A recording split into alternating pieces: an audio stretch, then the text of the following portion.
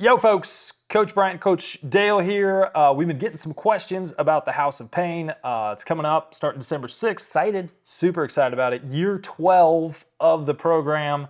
It's come a long ways over the last 12 years, but always a highlight of the off season. Yep. And so we just want to answer some of the questions that we've either received over the course of the years or questions that we've received specifically for this year. Yeah. Just to get everyone up to speed. Time to clear the air. Exactly. So I know, there's some technological stuff that's involved with the hop. Some people are kind of worried about that side of things, what equipment's needed. So let's just dive into all these. We're going to go point by point and hopefully get everyone up to speed and answer any questions that you may have about whether this is a good fit for you or not. So without further ado, fire. Question number one, how are the morning sessions going to be different from the evening sessions? And do I have to pick one and stick with it? Yeah, no, you don't have to pick one and stick with it. You can do whichever one you want. The major difference is the morning session is going to be run by Coach Johnny and occasionally Coach Heather. Coach B Fun and I are going to be taking the evening sessions. The other major difference, morning session's 5:30 a.m. Mm-hmm. Evening session is 6 p.m. Central time. We will be doing a little bit more higher resolution, high production value recordings at those times. So the class in and of itself is not going to be any different, but visually may be a little bit different. Yeah, and the only one that's going to get recorded will be the evening sessions. So. Yeah, so if you are on recordings, you're only going to watch the evening sessions. There we go. All right, so leading into the next question, how soon will recordings be available if I can't jump on live? So what we're going to do is we're going to be recording in Zoom and locally. So we're going to post the Zoom recording as soon as possible after the session, which could be up, by 9 o'clock or so. Yeah, last year we probably had them up within 45 to an hour. So for anybody who wants to do it in the morning, the next morning can do it. Those will be planned to be in like 720 HD. And then the recordings that we're going to take locally, we will post those after they're edited a little bit in full 1080. There you go. So if you want all the definition, boom, definition, you got it. All right, so the next question. This is the first year we've done a morning and an evening session, so we're accommodating. There's been a lot of folks saying, they would do it if there was a morning option, which is kind of the way we're keeping it. It's an option. You're not signing up for morning or evening. You can, whatever fits your schedule that day, that week, you're free to jump into. Jump around. So this question is, can I double up, get out your seat, jump around. Can I double up and do morning and evening sessions? This is the glutton for punishment question. If you dare. Oh, challenge accepted. Not recommended. 2 questions away, we can kind of talk about whether or not that's smart. So that's 2 questions from Should we bump that? Not smart. It's not smart. Yeah, exactly. How will the 3 in-person sessions work, and what do I need to bring to those? So go into a little bit. I mean, this is the first year we're bringing back the 3 in-person sessions. So kind of run through that. So we had been doing, pre-pandemic, 3 FTP sessions at the Hightailers Clubhouse. We've done them different places. But anyways, we meet for those. So what you're going to have to do is you have to bring your own bike, your own trainer. We recommend you bringing a fan. You need obviously your bike shoes, kit, all that kind of stuff. You can bring your stuff as early as about 5:30 to set up. There's a bathroom to change there. And then we're just going to get everybody together and rock out FTP tests. Yep. And then right afterwards, we typically head right over to Wiseacre, hang out for a minute. Yep, we do a little post. There we go. A little post shindig at Wiseacre. Those will be live streamed as well. So if you can't make it to the in-person, that's totally fine. This is kind of a benefit, like an add-on option for people that want to see other people live. And it's only session 1, session 13, and session 26. So it's just the threshold tests that we would have that in-person option. All right, so here's the question I was alluding to. I'm nervous about being fit enough to do this. Will this crush me? Look, the program is literally based around where you're at now and then to take you to a higher level along the way. So if you are literally just getting back up off the couch, it's fine. Like, nobody in the class is going to know how much effort you're putting in. Like if you're gonna do the class and not do the work, you're only hurting it yourself. So nobody's gonna see how hard you're going. Nobody's gonna see your data. Nobody's gonna see anything about what you're doing. So if you are, I will say, if you are like someone who is really only riding like 30 minutes at a time right now, that may be where you want to get in a little bit of volume, a little bit of riding prior to, having the ability to ride 60 minutes would be like a good starting point. But other than that, everything about the class is literally geared around where your fitness is at right now. That's the whole point of session 1 being a threshold test. So we actually help you set your zones. Your zones are based off your current fitness. They're not based off someone else or some random number that we're choosing. It's not like a spin class where we say, take resistance to 40 and pedal at 95 RPMs. That's not what's going to happen. And that kind of goes into the double up. So as we do, the initial like 6 weeks is it's very, very doable. After the 6-week mark is when we really start ratcheting up the effort. Doubling up those sessions and doing 4 hops per week for the vast majority of people is going to be way too much and would take down the quality of any other workout that you would do throughout the week. So I would recommend not doing that. So we get quite a few trainer questions. I don't have a smart trainer, and do I need a power meter to do the class?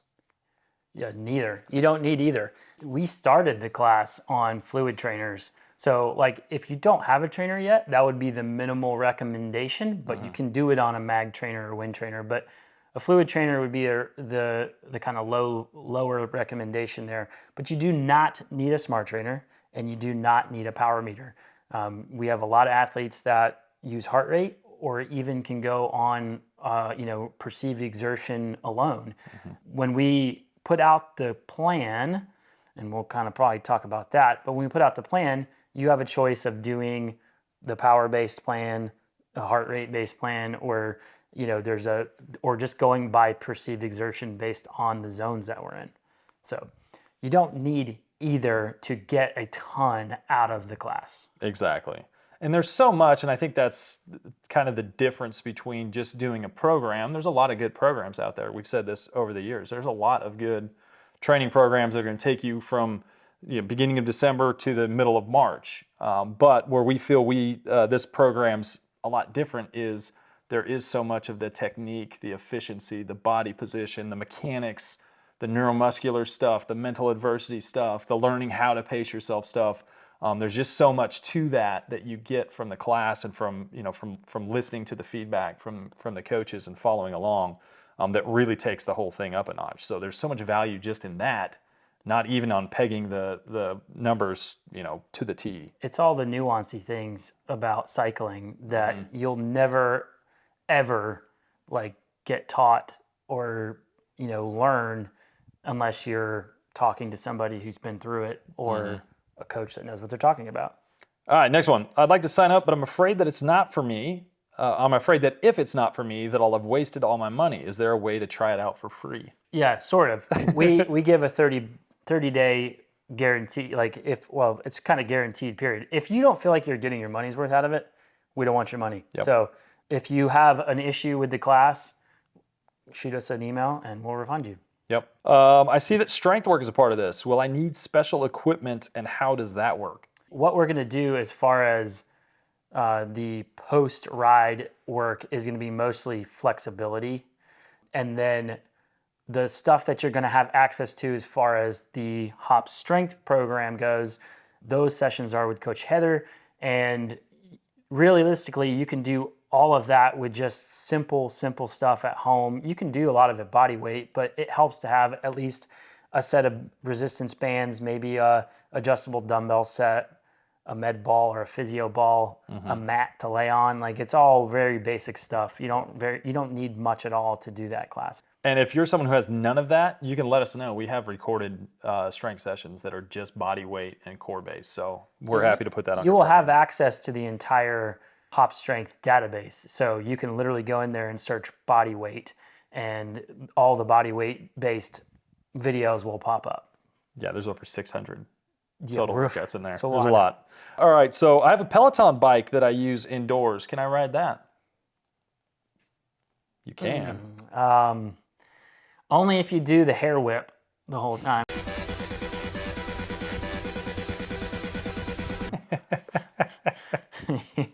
Yeah, the main thing we want to make sure you're fit. Like, we like people being on the bike that they're going to be riding outside. Yeah. Because technique is very much based to body position and body position on the bike and learning those adjustments and getting dialed into the bike that you're currently riding. So if you can get the Peloton set up and dialed in, go for it. I know some people are afraid to ride their bikes indoors on a trainer for fear of it breaking their bike. I've been riding my bike. I've never had a trainer break a bike. Yeah. That is a good point, though. Like, we do want you riding the bike that you're going to be like racing on, or if you don't race, like the bike you're going to be using the most. If you have an indoor bike, a trainer bike, that's fine. Just try to make sure, like Brian said, that the positions on those two bikes are very, very, very similar. For triathletes specifically, there are several triathletes that will kind of start on their road bike and like go to their TT bike closer to the end of the program. However, usually when you make that switch from the road bike to the TT bike, there's a time period in there where you're going to feel like you can't produce as much power, force, whatever, in those two different positions. So just expect that if you're one of those folks that's going to jump between bikes.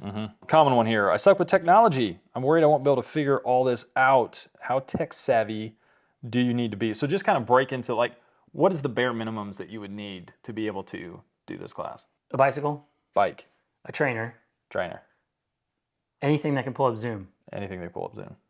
That's it. That's it. We have a bunch of other recommendations just to make the experience better and better. Yep. You know, one being like a speaker to make the coach's voice louder. You know, if you're watching it on your phone or a computer, a lot of times the speakers just aren't loud enough with the sound of the trainer and everything else. So just like a Bluetooth speaker or a set of speakers is like one of the big upgrades that you can make to your hop setup.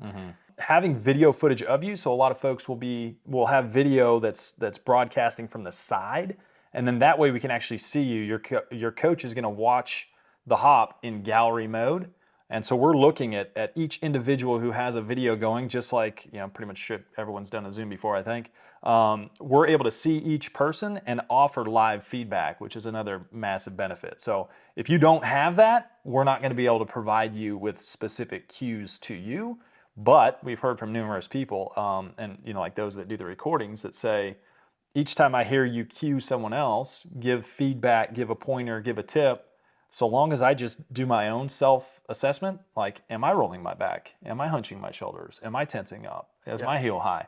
Like, so long as you're using that cue for yourself, you're going to get a ton of benefit, even without having the video.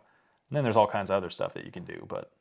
Yeah, we will send out a video as far as our like recommended setup, just to make the class like as beneficial as possible as far as camera to use and lighting and all that stuff. But minimum trainer, bike, Zoom. Yep. And this was the next question. So do I have to have video of myself visible during the live session? No. All right, here's a question that we got on Facebook. So is this program something that would be good for my kid who's part of the whole NICA mountain bike league, the middle and high school league? Is it NICA or NICA? NICA? I don't know. Okay. NICA. Cool. NICA. NICA. The answer is yes. If the athlete is one, you know, we're always a little sensitive with the younger athletes, but if the athlete wants to improve and is interested in that, then absolutely. Yeah, again, it's based on their fitness levels. So it's not like they're trying to go out and smash the level of a person who's been training for 15 years. It's all custom to their level. So do I need to have, we love Zwift questions. Ooh. Do I need to have a Zwift account to do this? And how do I get the workouts on it if so? So the first answer is no. You don't need Zwift. A lot of times the class is actually easier and better without Zwift. It makes things so much more simple, in our opinion. But if you are a Zwifter and you want the workout on Zwift, we've created an entire video walking you through how to do that. we can always link that in the comments of this video. And yeah, that'll show you how to pull the workout up on Zwift. So which kind of leads into this next one. Are you able to do Zwift at the same time as the workout? So yes. So you can select the way we build the program in Training Peaks. If you are on power-based program, it will, if you sync your Zwift and your Training Peaks accounts together, it will pull up that day's activity if it's on, if the days match up on the calendars. So if there's a House of Pain class today and you're trying to ride that class today on Zwift, it will pull it up. And like Dale said, we got a video that does that. Going into the next question, talking about erg mode. Problems we run into is we've had people try to ride the workout on a Zwift course, and then rather than using the workout, they're riding a Zwift course, and so there's times where it may be a recovery, but you're on a 10% climb on Alp to Zwift. Alp to Zwift, and you just don't get the recovery that you need. So it's almost impossible to follow the exertion levels that and the zones that we're trying to give you if you're just riding a course because you want to log the miles. Now, if you want to do the workout, personally, I have Zwift running. I don't use that as like what I'm using to lead the class. Oddly enough, Zwift auto laps like 1 second early. So some of these sessions have like 10-minute zone 3 with burst efforts. So that's 20 intervals. You can be 20 seconds off just at the end, after the end of the first one. So if you're trying to use Zwift as the way to run it, it's not going to match up with what the coach is saying. Plus, big part of the class is mental adversity training, where we extend some intervals. We change up the duration. We change up the intensity sometimes to get you out of the comfort zone of knowing what's coming. That's a big part of the class. And if you're running it on erg mode, where it's just locking you into what the software is telling you, you can't take part of all that, and you're going to end up not on the same set, same interval, same time as what the coach and the rest of the class are. So we'll just go ahead and say it. It's probably best that you don't use Zwift unless you are free riding in Zwift and you turn the road feel or the hill intensity or whatever you want to call it all the way off so that you can control all your own efforts. So you don't load the workout. You go in, pick a board, and then when you get into that board, you go to your menu, your settings, and then you turn the road feel all the way off and you can control your own effort. Those are the questions we had. So kind of a variety of questions. I'm sure there may be folks out there with different questions. One of the big things is we are about to have our first price jump coming up next week. So if you're watching this, make sure you take advantage and sign up now so you don't have the price bump. We'd hope you guys would be a part of it. And if you have further questions, let us know. Yeah, we don't bite. Drop them in the comments or send us a note, and yeah, we're happy to answer your questions. Until next time, trust your training.